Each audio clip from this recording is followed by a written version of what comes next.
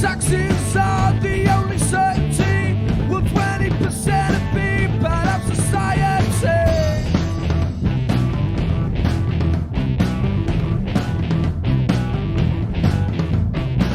And I have made it on my own in this world. Will not take care of time around a 2-year-old.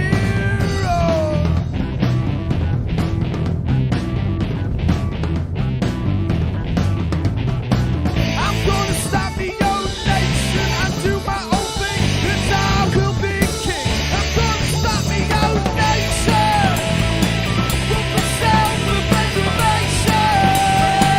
I'm gonna start my own nation with the self-preservation.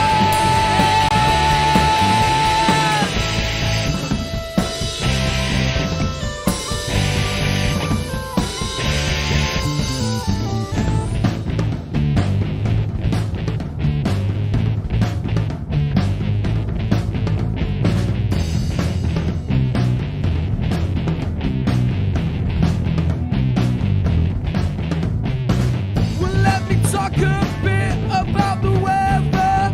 You must admit it's not very clever.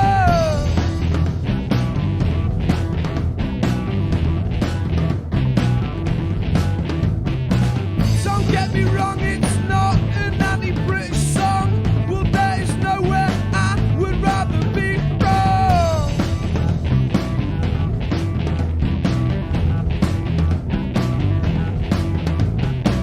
I'm gonna start my own nation and do my own thing, and I will be king. I'm gonna start my own nation with the self-preservation.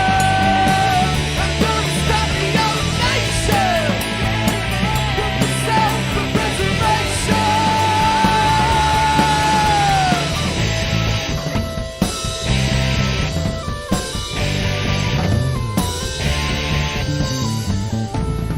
There are just a few things that I would like to say about the UK and how I think it has gone astray.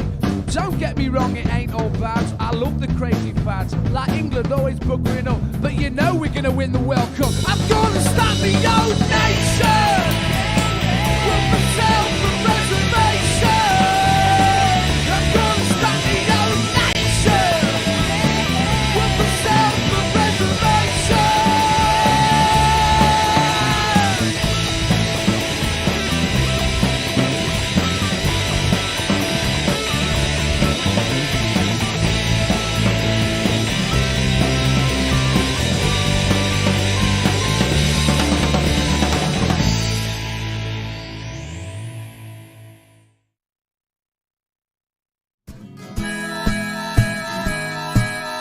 Keep the red flag flying here.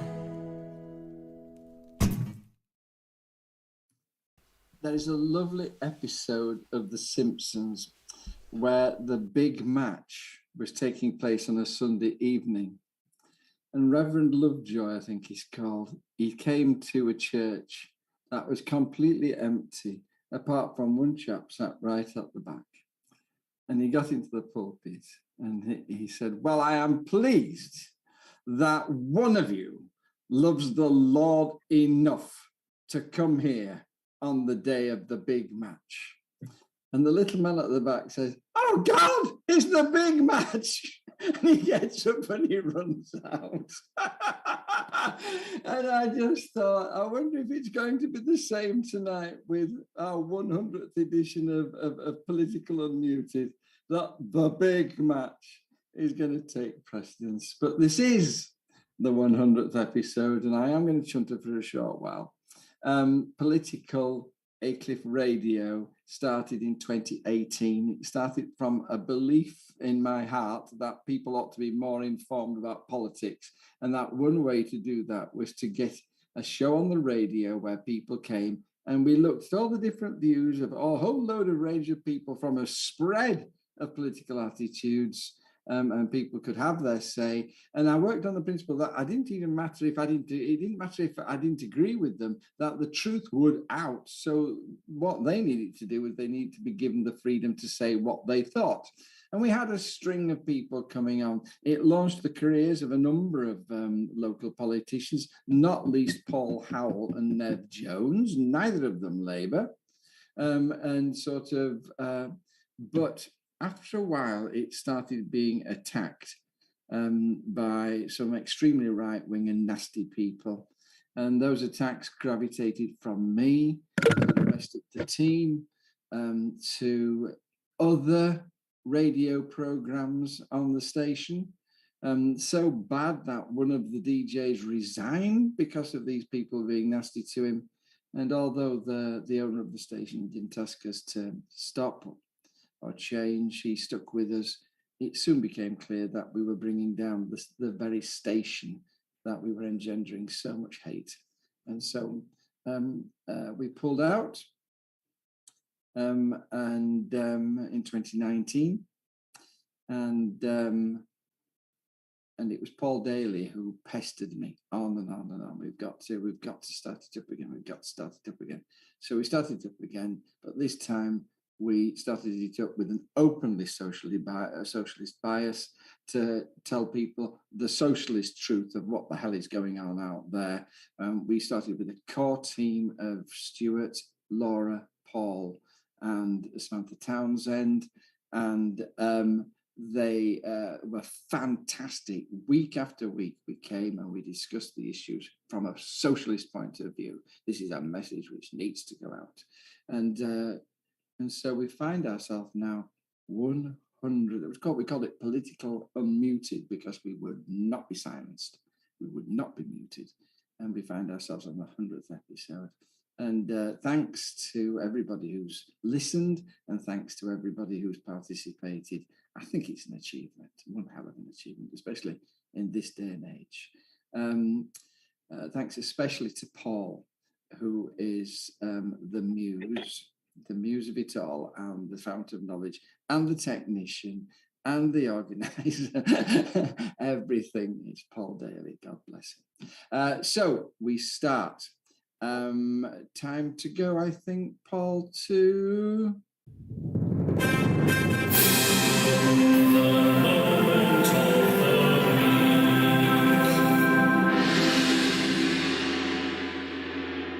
And my moment of the week is to welcome Stuart Sutherland. Yeah. Hi, Stuart. How are you? I'm fine, other than I've got a bit of a cold. Now, something very important. I'm sorry to hear about the cold, but we don't care about that. There's much more important things to talk about. So, you've got some really good news, haven't you, since you stopped appearing on the show? But it's good news for my bank balance. I started a job role, and I've not had a job role in a little while. And it's one of the reasons that I've stepped back slightly for the time being, as it's a little more sensitive than your average job role. And when I think I've worked out where the tightrope is and how to balance on it, I hope to return to business as usual. We understand that it's a job in a situation where you cannot afford to be seen to be overtly political.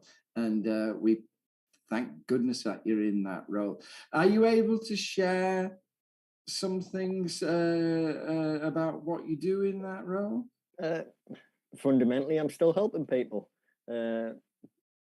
People have a number of complex issues, and it's my job to reassure them, find them the answers that they need, or fundamentally, get them the resolution that they need. And I think that's something that socialism has afforded me, that skill set. That didn't come naturally to me. That's something that's been developed by being part of socialist think tank, by working alongside such brilliant comrades over a number of years. And I'm proud to be able to carry that into a workplace and continue to do those things that bring me joy. Obviously, I was an active trade unionist in the unemployed area, and I plan to continue to be a very active trade unionist as an employed member of staff in a very important place. Two things. First of all, you were just always a caring and lovely man. And I do remember that during COVID, you systematically phoned round members of the party. I seen how they were talking to them. I've never seen anything like that in my life before, Stuart. So you had those skills. The second, sort of, does this mean that you've left Unite Community and you've moved into Unite Proper? Unite Community is Unite Proper in its fullest sense. But what it means is I've left that section, indeed, and I'm very sad to have left so many good comrades. And I'm moving into a section, an industrial section that has seen incredible action over the last few months, and it's very important. I think that I'm there to do Unite's work and make sure that its members are well represented and supported, and it's a an industrial sector that I think I'll be proud to do something in. I mean, sort of many of us here have talked on a number of shows about how important this industrial action is at the moment, so that the sort of working people and indeed people on benefits do not get left behind in this current cost of living crisis. It's so important that we don't see their conditions of work destroyed either. So thank you for what you're doing there. Stuart, what is your moment? I'm sure you can share your moment of the week with us. What's your moment of the week? Truthfully, because it's been such a long time since I've been here, it was like 3 prime ministers ago or something. I've got so many things that I've been proud of or happy of, but I'm really pleased to be back with you as my political family, just as much as I've really enjoyed the last few months having more time with my daughter Alex and my wife Ashley. Recentering myself a little bit, as there's been so many changes going on in my life, and knowing that I can come back here and be so openly welcomed is my moment of the week, if not to end off my year with. Everybody, I'm just looking down the comments here. Congratulations, well done. Samantha Townsend is a big miss. She's doing important work out there. Good news, Stuart. They're very lucky to have you. They are indeed lucky to have you. If you ever get that you're able to come back, just tip us the wink. And because we miss those succinct, short sentences with which you just used to crown every topic, and the sort of those hard-hitting comments which just went to the core of it. Stuart, you've been an absolute star in the show. Thank you very much. We couldn't do it without you. Thank you for having me back. And I'm in constant negotiations and discussions with my employer, so that they're aware of all my works as somebody who's active in the community, who wants to do well for others. And as long as I think I stay true to that, I'll see no problems in the long term. You just be careful out there. It's a dangerous world. God bless, Stuart. Thank you so much. Bye-bye. Love and solidarity, Stuart. See you all later. Bye-bye. Bye. So fabulous to see sort of people doing well, who've grown up, learned perhaps the skills of media presentation on this show. Not the only one. He's not the only one. So who else have we got? Mark, welcome to the show. Thank you for stepping in for the Paulie Laura. I must say that you're just as good looking, and so you're very welcome. The comments box are lighting up that you've joined us. Thank you very much. What was your moment of the week? Normally, because like Stuart, I end up coming out back every couple of months. I normally have a lot more time to think of one, not an hour. So I was a bit more perplexed this time. Unfortunately, I'm going to go with a more personal diabetic one, because and I'm sure you know, John, that with the NICE, there are certain criteria that you have to hit with to get certain things, which all diabetics should have, which is like insulin pumps, Libra, which thankfully now everybody's got because of COVID. But like yesterday, I'm also part of a chat on Instagram called where you have a Twitter space, and hopefully I'll eventually get one of those done for us here. But it was good to be with the guys from a group called Input, which help people to make sure they meet the criteria. And I managed to, both with the help of them and also Disability Labour, get to have both Libra and specifically with Input, who are now part of JDRF, which is Juvenile Diabetes Research Fund in the UK, get the pump. And it was great to meet with them and say, look, I've got the pump. My ABH1C, which is basically a way of looking at diabetes, went down by about 0.5% of the classification, which is really good. And it was just really good to talk with them. But hopefully both them and I, and we can push for more people having access to pumps, and hopefully pump looping technology, which is kind of what people would think of as an artificial pancreas. But that's another thing which will be good to see. But as I said last night, we need this stuff to be cheaper. I wear an insulin pump. It's T-Slim X2. I have to wear it all the time. I can just about get rid of it for about an hour, but after that I have to have it back on, otherwise it's a hospital job. And it would just be so good for everybody to have them. But it's $3,500 to replace it. I have to have that on insurance. And I was saying we need to get these cheaper. As good old Nye Bevin said, I'm probably not going to quote him exactly. And I forever am tweeting this at diabetics and other people, as Nye said. Illness is neither an indulgence for which people have to pay, nor an offence for which they should be penalised, but a misfortune, the cost of which should be shared by the community. And it was just good to see these people again and say, look, thank you for your help about 5 years ago when you were in the Impact Hub in Birmingham. You had your Discovery Day. It took another 5 years after meeting you then, but now I have my insulin pump. Thank you so much. It's absolutely vital, Mark, that people like you speak out and get this. When my son did his gap year, which was 1999, he stayed at the family, a family called Spinney. And what happened was that we kept in touch with the Spinneys, and eventually their daughter, Laura Spinney, came across to stay with us. And she was amazed that Barbara didn't have an insulin pump. They were just routinely fitted in Romania.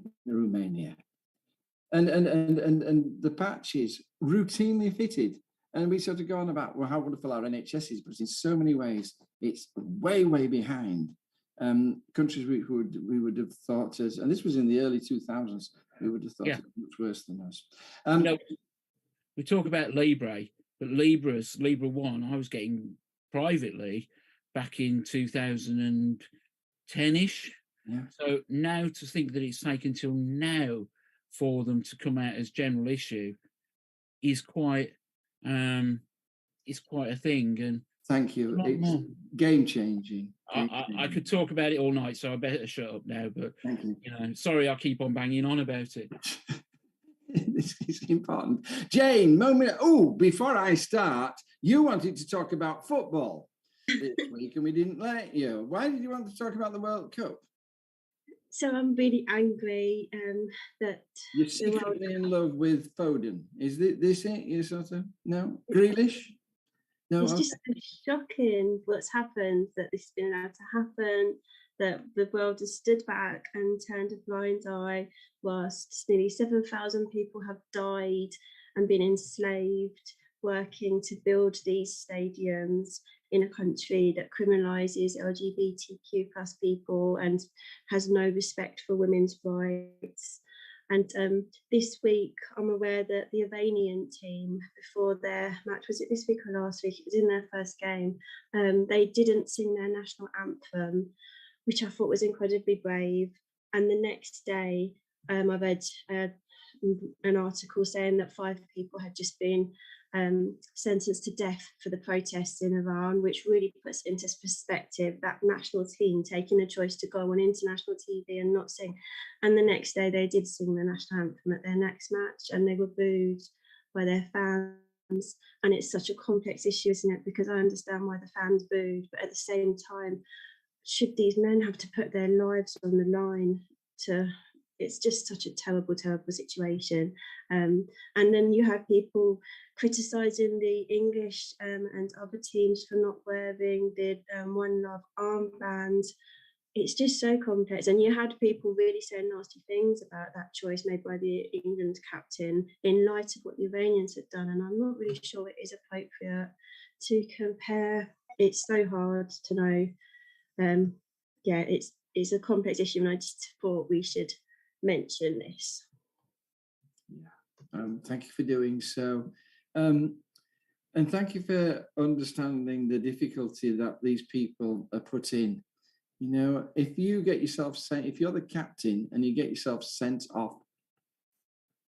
it's not you particularly that's being damaged, is it? These evil people, they get to you by harming those you care about. Always. We live in an evil world. Anyway, Jane, what was your moment of the week? Or was that your moment? What was your moment of the week?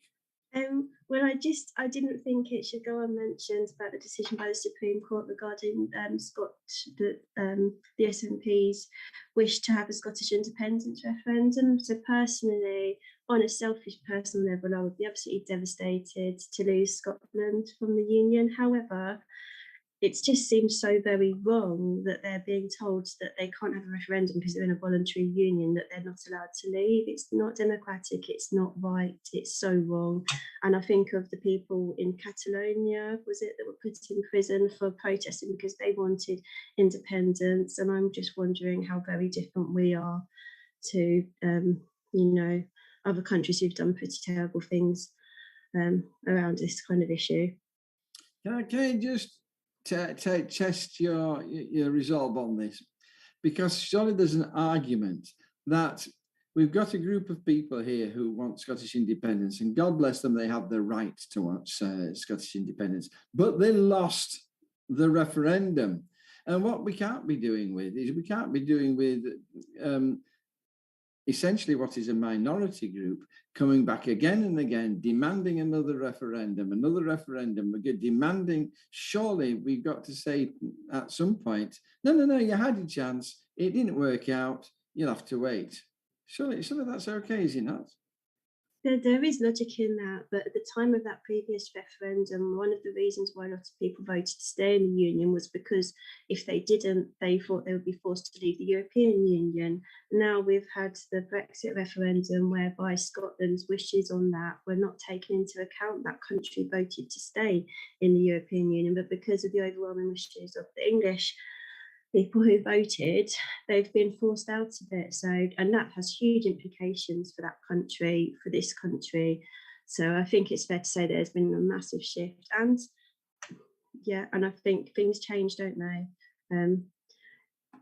Well, when you look at the behaviour of the SNP in Parliament and compare it to the absolute pathetic Labour showing in Parliament, and the way they speak out about things, one of the topics we're going to talk about is typical. There's many people who think that the border of Scotland ought to be drawn in a line across Sheffield. I'm too far south. Hull to Liverpool, just sort of there. That's where Scotland starts for me. I'm happy to go with them. Right, thank you so much.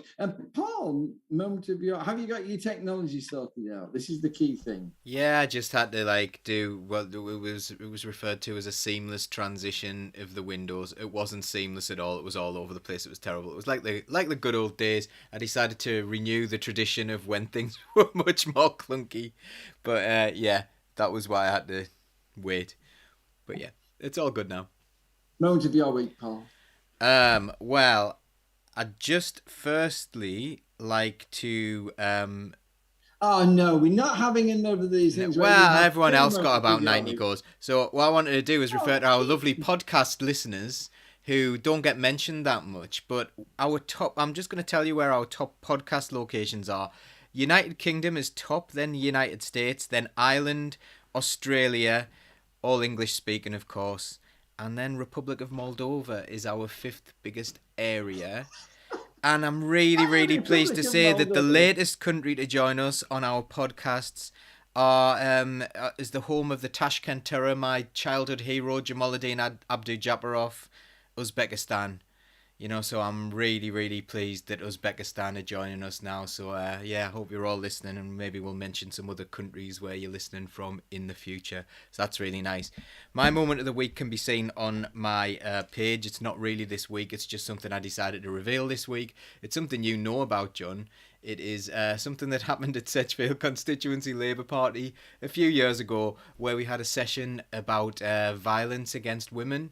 And our MP bulled in late, shouted at Barbara, your wife, because she had spoken to John Healy. She'd written to John Healy, who at the time was the Transport Secretary, who'd come to visit Sedgefield, and none of the members could come because none of them knew, because Phil Wilson, the MP, decided not to tell us and keep it from the members. Phil became extremely angry with Barbara, displayed anger and aggression towards a woman in front of everyone, embarrassed himself, kicked over a sign that said hope 3 times in a row, and then went and shouted at Laura, who he admitted he had blocked from going on Radio 5 Live. So it was this like amazing thing, and it's just like, you can read the full story on my Facebook page, but it just goes to show that the adults are back in charge of the Labour Party, and that's what they do. So these people who go around and say, oh, the grown-ups are in charge. Like, who talks like that? If you're not an 8-year-old child playing a game of grown-ups, don't refer to yourself as a grown-up. Otherwise, you sound like a complete prat. And, so that's my little moment of the week, revealing truths there. They're not the grown-ups, and Paul, they're the bullies. Well, what's a stupid thing to describe yourself as? And who goes around describing themselves as a grown-up? I'm a grown-up. I'm a grown-up. I'm wearing my mum's high heels and carrying a handbag. I'm a grown-up. It's pathetic. Anybody's had to deal with them, they are not grown-ups. I've seen the biggest tantrums from people on the Labour right ever in the world. I mean, I even got verbally abused by somebody going into the Labour Party conference on the train to Brighton in 2019. They are not grown-ups. Come on, look at how they're treating people. And anybody remembers a certain leader of that faction, how he had a big temper tantrum on the floor when Palestine, when the motion for Palestine passed in 2019. And I believe there's one of the people who we don't hear enough from, and I'm sorry to just jump in here, guys, but I think there's a lot of unsung heroes we have in this, and that's Leanne, mentioned in our sort of like planners chat, that it is actually Palestine Day today. I'm trying to remember what it is. Sorry, I've got so many different things open, but it's good to remember that and give Leanne a name check, because she helps me.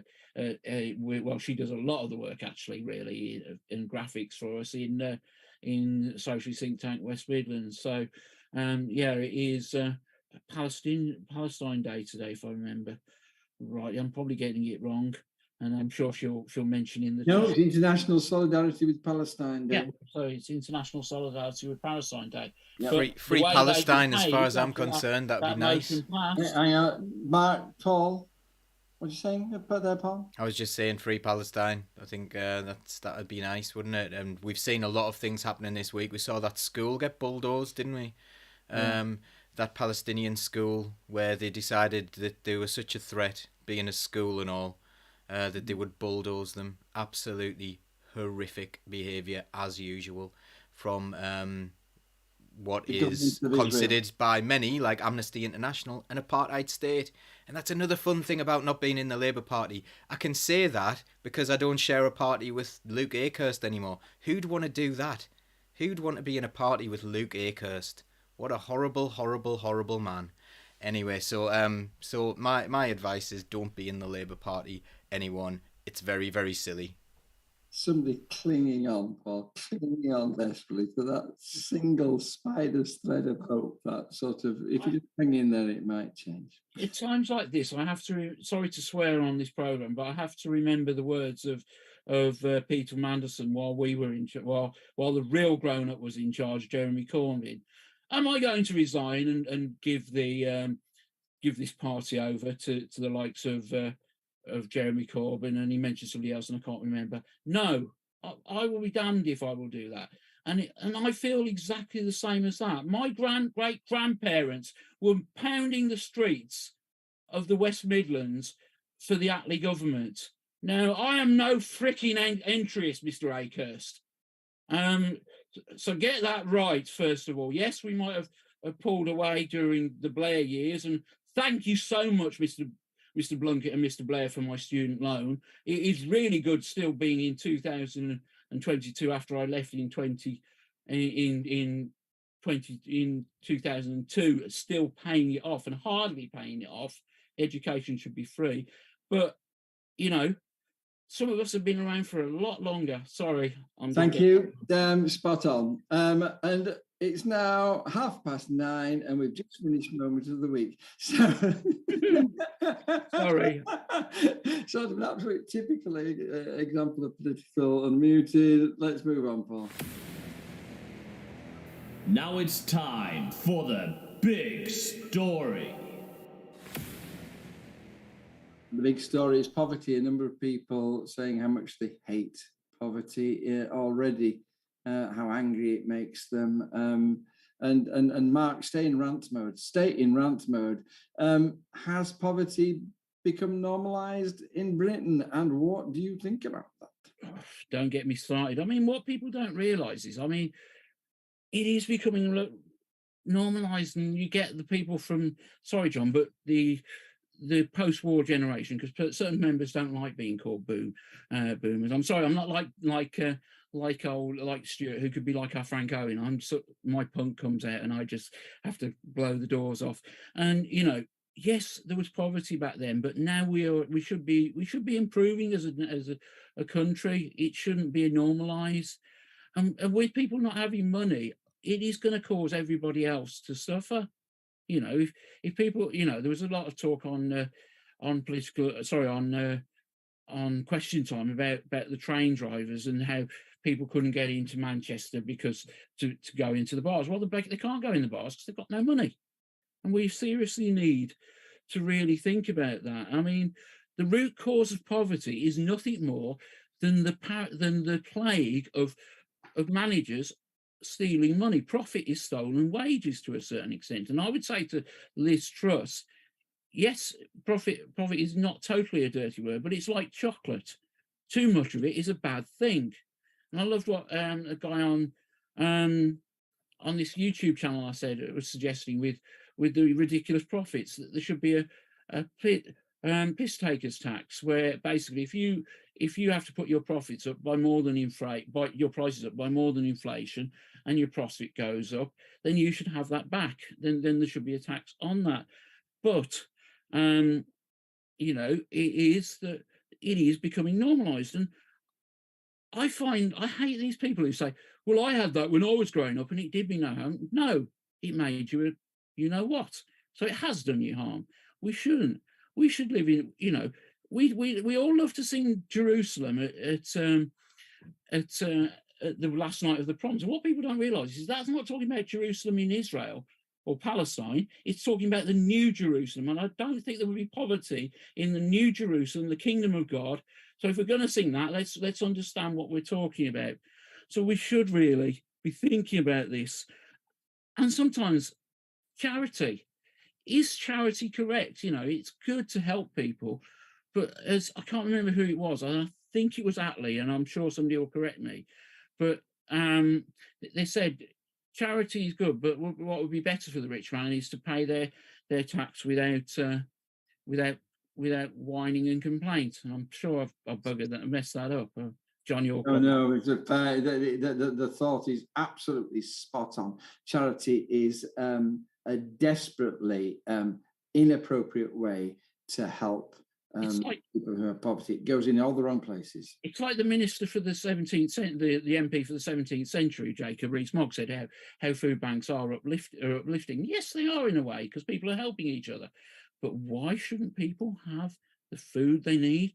I always think if a company is having to have a food bank, which so many companies are, it was on Midlands today, which is like the West Midlands and, well, the whole Midlands regional programme, talking about how there is no fault and they have like a pantry in their breakout rooms to go and take. No, that means the company is scrounging off the other off the workers. If they can't pay their wages, then they are scrounging. Let's talk about the true scroungers.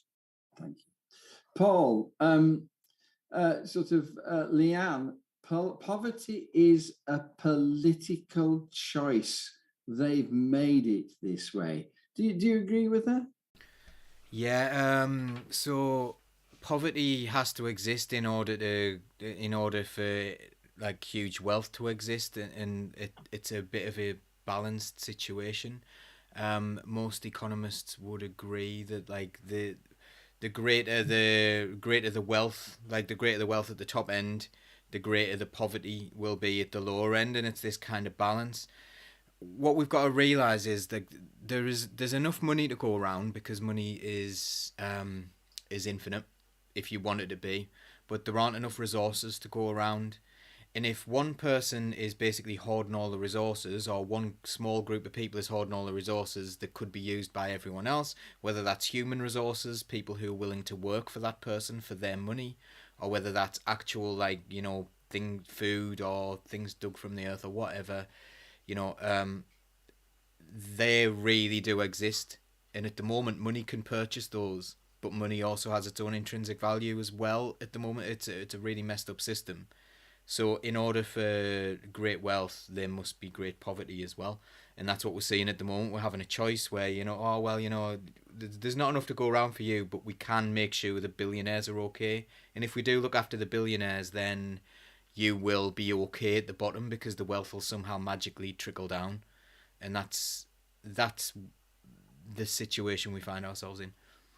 I mean, the Tories blame poverty on the poor. It's the way they're living, the fact that they spend their money wrongly. They have smartphones when they should be turning the heating on and things like that. They're sort of continually saying that they need help in budgeting. I mean, what do you make of that argument that sort of poverty is a series of bad life choices? Given that the greatest generator of earnings, if you want to call them that, is wealth.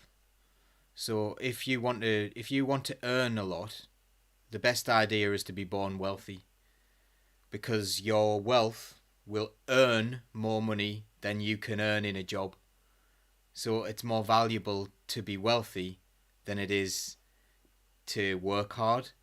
So, like, you know, a lot of the people who are in desperate poverty work incredibly hard. And do you know what? The world wants them to make those choices. The rich people, the people who make money on iPhones, want them to buy iPhones. They want them to go out and spend money in restaurants. That's how economies work. That's how it's supposed to work. If you want to have a prosperous society, you want people to spend their money on things that are probably important would be nice, rather than like wasteful things. But you know, it would be really nice if people were spending money in their local communities and seeing those things circulate. The problem isn't that they're spending the money on the wrong things. The problem is they don't have enough money. And the other aspect of this is you need things like a smartphone in order to work in the gig economy that they've created as well, where you're accepting jobs on an app. And it's like, you know, they want it both ways. They want people to buy their iPhone, but they don't want them to have them. They don't want, you know, transport, Paul. That sort of, they want you to be able to go and work in another town and get jobs anywhere. But sort of, you need money to do that, and they don't. There's not the transport systems, or that people don't have the money to be able to work in the next town. And it's expensive being poor as well, because, you know, if you want to get credit when you're poor, it costs you more if you don't have a lot of money. If you've got loads of money, you can get cheap loans. If you don't have much money, you can't get cheap loans. It costs you, like, you have to go to Wonga or something like that, one of these things. Or if you want to if you want to pay for your gas, electricity, or whatever, if you've got to do that on a meter, it's more expensive than if you can do it by direct debit. And the same with a great many things. If you are, like, you know, if you can't do a big shop and shove things in a freezer, then things are going to be more expensive, because you're going to have to buy things. If you've got to walk to a shop where you don't have, like, you know, if you've got one Co-op in your village, and Co-op's a great shop, whatever, it's a good shop, but it's a bit more expensive, isn't it? So if you want to shop around, well, do you do that? Do you go on the bus and do that with your no money? It becomes more expensive to be poorer because of, you know, just because of the way society's set up. About a fortnight ago, and Kate Green, who is about to become Andy Burnham's deputy mayor, was saying that the structure of society creates poverty, and that there are certain circumstances where, if you're in those circumstances, you have less earning opportunities and greater expenses. So if you're a carer and you're caring for someone, if you have young children, particularly if you're a single mother with young children, that there are situations people find themselves in where they have a greater outlay and less opportunity to work. Jane, sort of last question for you. What is to be done? What is the solution? It's a really hard question, because I think all of us Come on, know. Jane, you've got 1 minute left to solve the problem of poverty. We've come to expect great things from you. Well, you mentioned Andy Burnham, and I know he's done good things in Manchester with putting the Public Transport International into the local ownership, which has made transportation a lot better and more affordable for people. There's the project in Preston that's going on, which I think has done really good things for the communities and businesses there. You know, we can try and do these things on a local level, but I think really as a country, we need to sort out the housing situation, because that is a growing source of inequality that is just going to override everything else as housing becomes more and more expensive. The gig economy with the poor working conditions and the erosion of workers' rights and salaries, the charges for education, the removal of the EMA and the nursing bursary, and the underfunding of the NHS, which is leading people into ill health and death and holding us all back. So really, we've got to get to those, but we need to put some pressure on people who actually care in Parliament to do that, which is harder. You are fabulous, Jane Strange. So one of the things that Kate Green said that was so good was that she said that people are very keen to join campaigns where it's a single problem and an easy single answer. Complex problems, people find it much more difficult to get agitated about, and poverty is a complex problem. And your answer absolutely it's identified the huge range of issues which are involved in poverty. But what I will say, people, is that sort of the cause of poverty is actually quite simple. It's not having money. And the solution is just as simple. You give people money, they won't be poor anymore.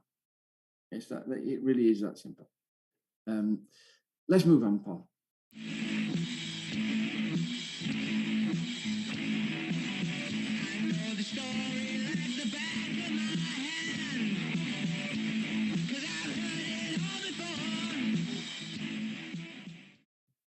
Kirsty Smith, I agree with you. Let's take down the establishment and its structures. Spot on, apart from the fact that it doesn't have an apostrophe. The absolutely the correct answer is the system which is destroying us, and it's designed to grind us down. And we need a government which will stand up to it. Okay. Next question. China. Okay. Boris Johnson, I am a Sinophile, he declares. We need Chinese investment. He's very pro-China. Liz Truss comes out. She says China is a threat. Sunak, he's begun to row back on that for a bit. And he's now saying that he's using the words of the USA, is a systemic challenge. And he's being criticised for those words within the Tory party. And David Lammy says that Tory policy is flip-flopping. Paul, can you sum up your thoughts about Tory policy on China? Well, I think they just say anything in order to try and fit with whatever narrative they're trying to get along with that day. It's really interesting because one of the things that they seem to be annoyed with China about at the moment are the protests and saying they're becoming more and more authoritarian. And yet at the same time, they're trying to pass legislation to make our policing, well, they have made our policing system more authoritarian. They've made our government more authoritarian, like, you know, when we're clamping down on protests here. It's really, really interesting the way, like, 1 minute you can, like, well, a couple of years ago they were talking about China building nuclear power stations, and I believe there is one as well that they still got on the cards, that they're going to have a foreign power that apparently is a threat or a challenge or whatever they want to call it that day, building what is essentially a static nuclear bomb on our territory. I think what they what are they trying to do? You know, they're trying to annoy people, they're trying to upset people. China is a very, very powerful nation, and they're obviously a bit scared, but they're obviously a bit scared of America as well.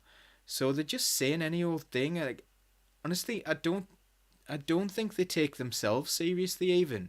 I think they just say, well, what do you think we should say today? And they think we're all stupid, and they're actually being rewarded for thinking that we are all stupid, because barely anyone seems to be challenging this. Like, the Labour Party's saying they're flip-flopping. Ooh, you're flip-flopping.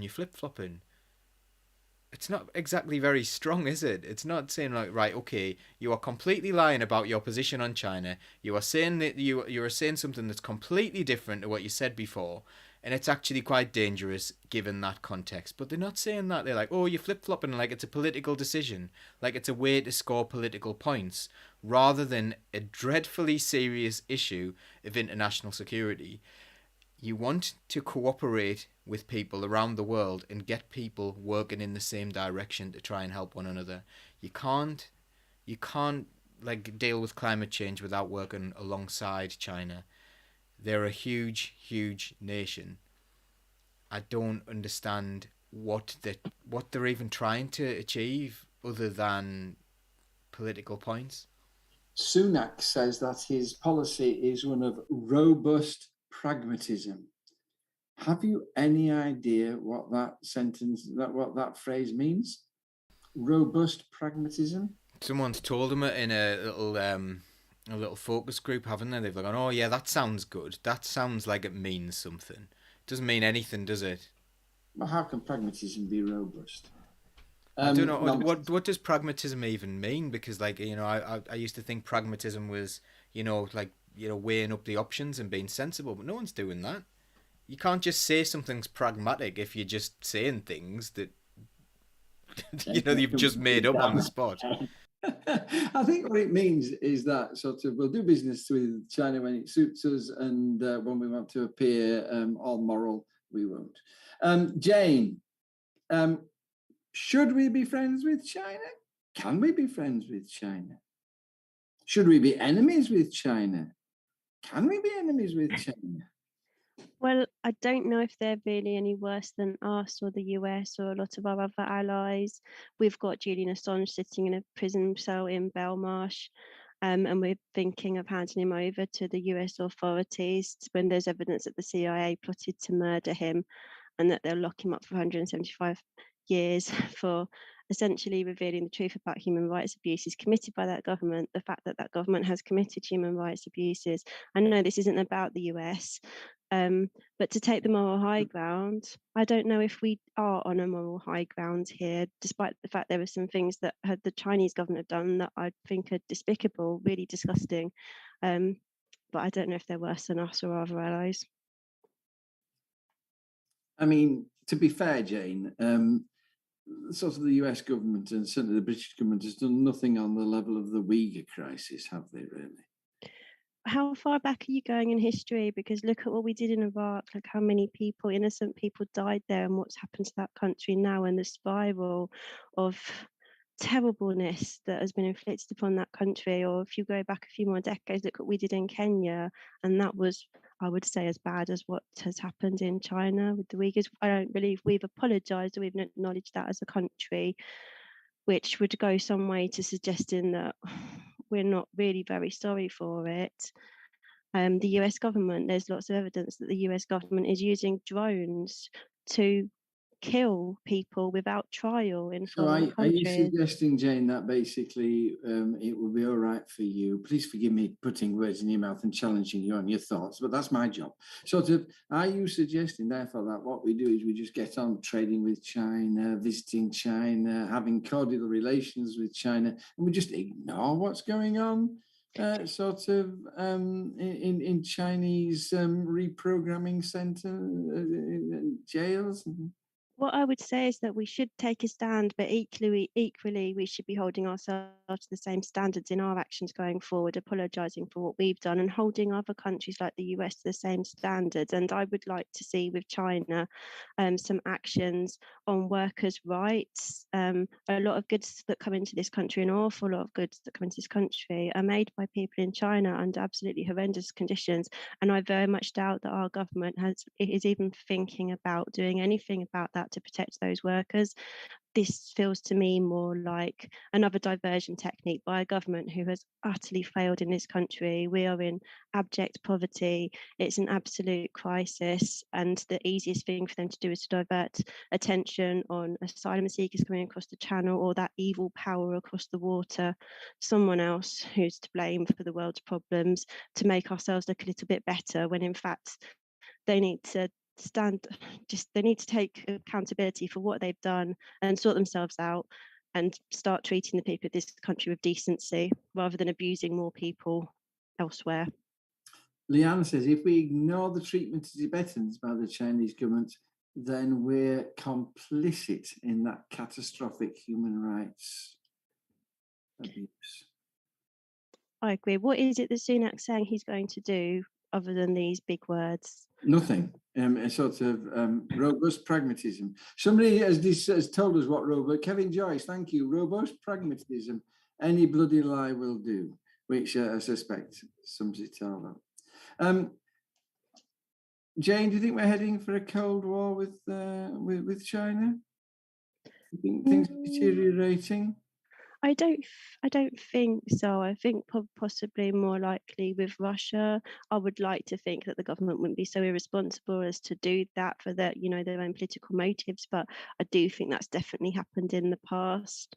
And this government and over the last 12 years has done horrific things. 330,000 people have died through their austerity choices. They don't seem to care at all. So I don't think they would share my standards in not crossing that line to inflict those kind of horrors and upsets upon people. So possibly. Mark, how do you see the current protests against COVID in China as affecting our relations with China? I don't see. It's interesting, as Paul has said, that that they suddenly become news in here, and the way that we just ignored the ones in this country. I mean, I am and was still very pro what we did during lockdown. With the lockdown itself, is what we had to do. There are people I know who are no longer with us because we didn't do it quick enough, and others who are still getting over it. There are many of us, friends of ours, who've had long COVID. I know somebody who's, I think he's just about going back to work. He's basically somebody used to call him the Swedish Mark, because he's like type 1 diabetic and we're virtually the same. And he caught COVID in the first wave and was on a respirator twice. But you know, I don't think it's going to. I don't see how it can affect us. And the thing to talk about is we are coming a police state. If somebody did that in the UK, they would get one of these new ASBO type things. They couldn't go to a protest and the police can be able to track them, and you end up with a tracking device on you, which we've all got really because we've got mobile phones. If you think about it, and the police can track us with those quite easily, the drones. I don't know. Is it going to affect our relationship? We've got relationships with countries with a lot worse than China, if you think about it, and we've talked about a couple already. Thank you. Last question, Mark. Do you think the golden era with China is over?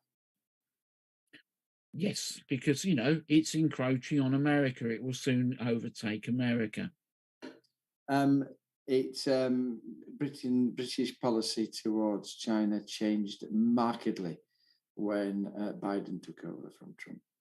And it's absolutely appropriate that when he says it's a systemic challenge, those weren't the words of Rishi Sunak.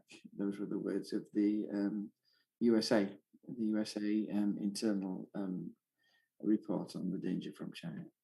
Thank you. Right, we're running out of time, people. So Paul and Mark, I might not get round to you.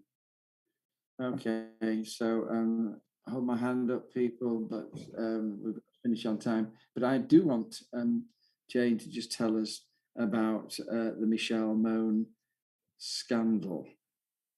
And so can you? I'm going to ask you a question about it in a moment, Jane, but can you just tell us what the hell's going on here? Can you tell us all about the facts of it? So Michelle Mone is a Tory peer. She's in the House of Lords. The Guardian has come into the ownership or has seen documents that suggest that £29 million in profits from a company called PPE MedPro that provided PPE to the government via the VIP lane in the pandemic. Those profits have found their way into a trust account that goes towards herself and her children via her husband, who I think the documents suggest made £65 million out of the deal. So their lawyers have consistently claimed that she has nothing to do with this company. But what the Guardian's found out seems pretty disturbing. And there were 25 million surgical gowns provided to the NHS at a cost of £122 million. They were rejected by the Department of Health and Social Care after technical inspection and never used by the NHS. So that's £122 million on surgical gowns that weren't fit for purpose bought from this company. And a Tory peer sitting in our House of Lords has acquired £20 million through that. Which and got the job by the VIP lane. Tell us what the VIP lane is. So the VIP lane was the process whereby friends and associates of Conservative MPs managed to sign government contracts to provide PPE during the pandemic without going through the normal tendering processes, basically through a personal vouching system. So I think I heard on Novara that this company had actually only been incorporated 5 days before they were given this huge contract, which is absolutely ridiculous and really belies some of the excuses that the government have made previously about the VIP lane. It's absolutely ridiculous to give a contract of that size to a company who've just been incorporated in the last few days. It's not sensible. Corruption? It really sounds to me like it is very corrupt. They're rejecting all of the allegations, and their lawyers have said that the way the truth's been presented is not accurate, but it's difficult to understand how it could have been otherwise, given what's been exposed in the Guardian report. Thank you, Jane. Mark, I'm going to cut you off after 60 seconds, like it or not. The Tory MP, Peter Bone, says that this is a rewriting of history designed to smear the great success of the government in getting PPE protection for NHS staff. What's your comment on that? 60 seconds. I could do it with what old Martin Lewis said, bull. They did terribly. There were all companies who are known for making this stuff who said, look, we'll put the orders for everybody else on the one side, give us orders and we'll go on with them. It is just Tory whitewashing, and Peter Bone is just one of those people who will always try and do that. Thank you very much, and thank you for your succinctness. And finally, Paul, the question I ask again and again on this program: Private Eye have been exposing this for the last year. Every edition of Private Eye is full of this kind of scandal, and nobody could give a damn. The media, the public don't care less. What do we do to start people seeing that something needs to be done? Do we need a public inquiry? Public inquiries aren't going to do anything. They do the exact same thing as this. These stories come out exactly when the press want them to come out. We saw this with Boris Johnson's parties. That came out at a time when it was when suddenly they didn't want Boris Johnson there anymore, when it would become politically difficult to have Boris Johnson as leader of the Conservative Party. At the moment, the establishment are pushing for a Labour victory, so they're quite happy to expose these things, and they weren't happy to expose it before. It's always been the same level of problem, but they'll expose certain things at certain times depending on who they want in charge. And at the moment, they're seeing Starmer and the Labour Party as being the safe pair of hands for the establishment. So they're quite happy to push that in the billionaire-owned media. So, yeah. Thank you so much. And finished absolutely on 10. Of course, we don't finish, people, because what we then get is the joy of listening to Paul tell us the blurb at the end. But before he does, can I just say thank you to you. Thank you for being faithful to us for 100 episodes. What's the point if without you? You are wonderful. Your comments tonight have just been as good as ever. Thank you for your thrilling involvement in the program. Thank you for sticking with us. And here's to the next 100. But as always, Paul. Thank you so much, John. Thank you to you. And I'm wearing this T-shirt in tribute to you tonight. Whoop, there we go. This John D. Clare T-shirt. You can get that from our website, and I'm going to show you that now. We've got a new range of things. So you go to socialisthinktank.com, click on the shop, and it will take you to here. So we've got all these lovely T-shirts. We've got this gold bauble one as part of our Christmas merch. You can change the colour if you want, and you can have a red one or a grey one or whatever. And there's all sorts of different merch there you can get. So if you want to get some nice Christmas merchandise, nice Christmas jumper for Christmas jumper day, it's going to be a Christmas T-shirt rather than a jumper. There's a long sleeve T-shirt there. You can do that, or if you wanted to get a John D. Clare T-shirt like I've got, you can go and you can get one of those, and they are quite wonderful. You can get it in black, or you can get it in grey like I've got, or you can get it in white. These are the things that we should be doing with our lives. We should have a John D. Clare T-shirt in our life. So I go bright red here. The thought of anybody wanting a T-shirt with my face on the front of it is just too embarrassing for words. Oh, it's brilliant. It's absolutely brilliant. So that is it for the merchandise side of it. Thank you so much for the design of that by Rochelle, who's absolutely amazing at designing things, and they look brilliant. Please do subscribe to us on all social media channels. Do get involved in things. Become a member of Socialist Think Tank. Donate if you can. If you do buy some merch, that money, apart from what goes to the to pay for the T-shirt and stuff like that, a little bit of it comes to us as well and helps us sustain what we do. We have chosen a sustainable, organic, renewable source for those T-shirts, so they're not like really cheap T-shirts or anything like that, but they're also not going to be as destructive to the planet either. So that's quite an important thing for us to do. And they are a UK based company at the moment, and they have ethical standards. Again, we're not going to have any child labour on this. So that's it, I think. And I can't believe we're 100. I feel very strange being 100. Do you? No, I feel immensely proud. Yeah. It's Thank you. a hell of achievement. And thank you, Paul, for all you've done.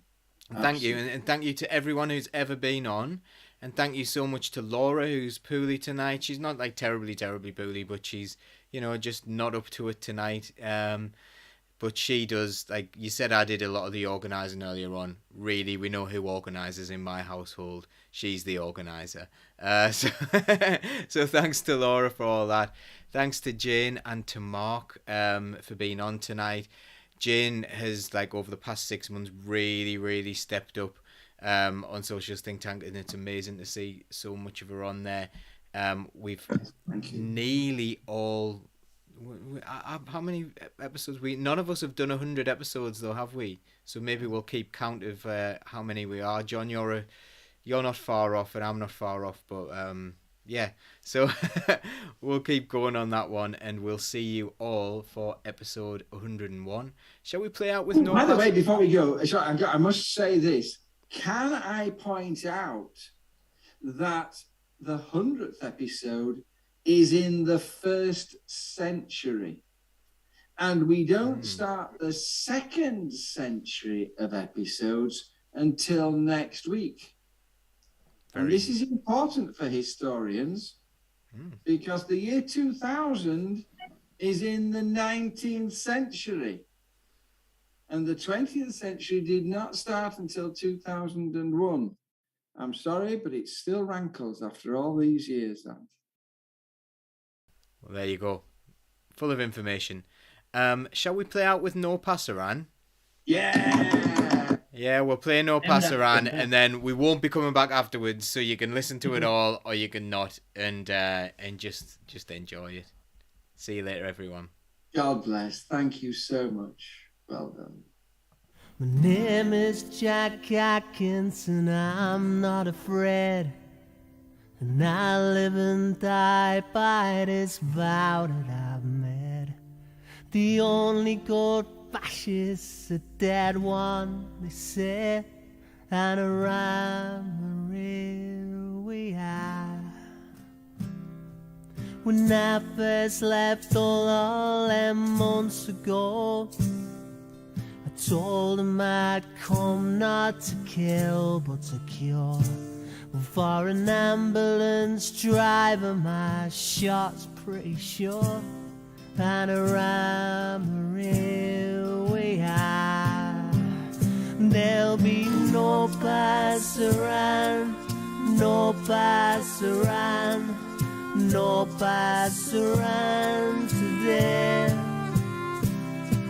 The fascists have come for our freedom, and we ain't gonna give it away. There'll be no passaran here today.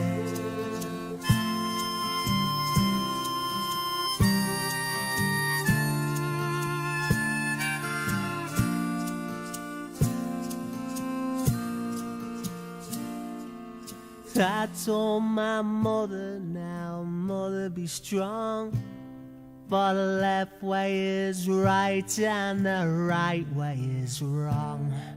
And you can stick that on my grave when I'm gone, for I'm a real we are. There'll be no passaran, no passaran, no passaran today. The fascists have come for our freedom, we ain't gonna give it away. There'll be no passaran here today.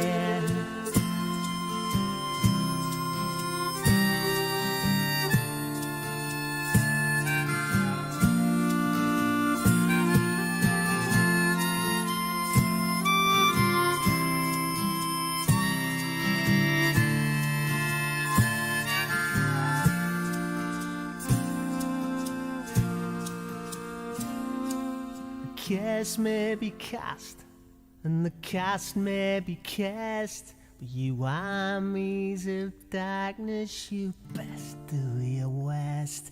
'Cause to win, yeah, well, you gotta get past those first and around here we are. There'll be no pass around, no pass around, no pass around today. The fascists have come for our freedom. We ain't gonna give it away. There'll be no pass around here, no pass around, no pass around, no pass around today. No pass around, no pass around, no pass around today. No pass around, no pass around, no pass around today. The fascists have come for our freedom. We ain't gonna give it away. There'll be no pass around here today.